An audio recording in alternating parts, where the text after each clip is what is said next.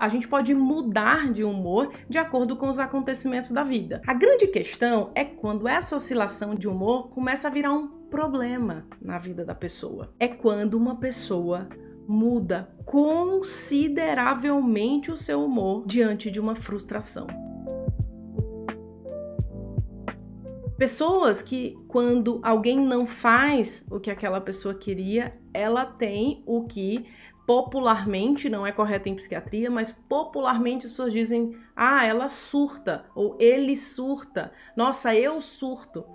Mudo completamente, falo coisas que eu não queria, tenho comportamentos impulsivos. Isso também pode acontecer, inclusive não ter nenhuma relação com o transtorno afetivo bipolar que eu citei antes. Aquela pessoa que não pode ter um plano interrompido, que quando um amigo, quando o marido, a mulher ou alguém do trabalho faz uma coisa que a pessoa não espera, ela grita muito alto, ela começa a falar um monte de coisa, traz histórias e começa. Tem gente que treme, falando e fica extremamente alterada e começa a ter uma alteração muito grande, impetuosa do comportamento e alteração do humor. E não é infrequente isso acontecer com pessoas que sofrem com quadros de transtornos de humor mesmo, transtornos ligados ao impulso e transtornos de personalidade, especialmente transtornos de personalidade borderline. Eu tô trazendo para você informações que envolvem uma série de coisas, envolve a maneira como a gente avalia. Uma vez eu fiz um vídeo aqui sobre transtorno explosivo intermitente,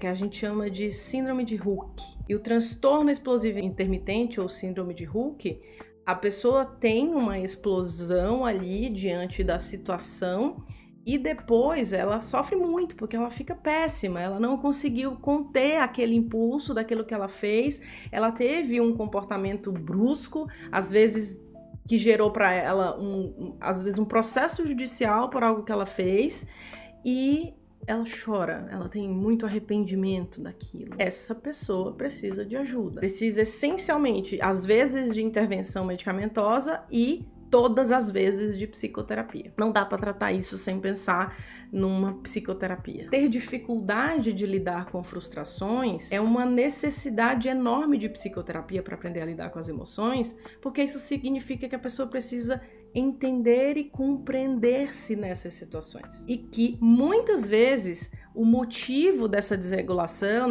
disso acontecer, pode ser direcionado para alguém, mas tem muito a ver com a dificuldade da frustração. Isso é algo extremamente importante e ninguém gosta de ser frustrado, gente? A gente não gosta de ser frustrado, a gente quer que as coisas saiam como é a nossa expectativa. Inclusive, a gente vai preparado para isso e a gente também não vai se preparar na vida para ser frustrado. Só que a maneira como eu respondo a essa frustração fala muito sobre como você lida com as emoções, inclusive a maturidade de lidar com essas emoções, ou sobre um transtorno existente aí que precisa também de ajuda. Estou também falando isso porque, assim como a outra característica que eu citei, muita gente entende isso como fulano é assim mesmo, mas o fulano pode estar precisando de ajuda psicoterapêutica, sofre muito por ser assim, precisa de intervenção. E não é esperado que alguém tenha reações dessa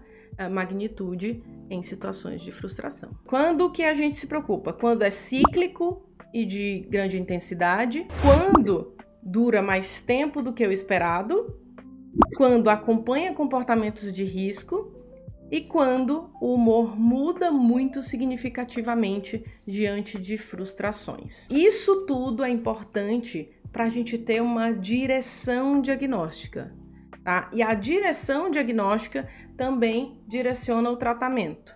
Muitas vezes a pessoa inicia, um tratamento para pânico, ela chegou no psiquiatra por causa de pânico, porque ela tem medo de ter crise, aí ela tem agorafobia, aí ela tem a preocupação o tempo todo sobre isso E com muita frequência as consultas ficam voltadas para esse sintoma enquanto as crises passam. E depois de um tempo que as crises passaram, que a pessoa está mais tranquila, as alterações de humor vão se apresentando, né? A pessoa pode apresentar uma alteração de humor e caracterizar um humor deprimido, pode ter histórias como aquelas que eu contei na adolescência, ela já está ali com seus 40 anos, 45 anos, mas nunca achou que esses sintomas que eu estou relatando são relevantes e então ela não fala.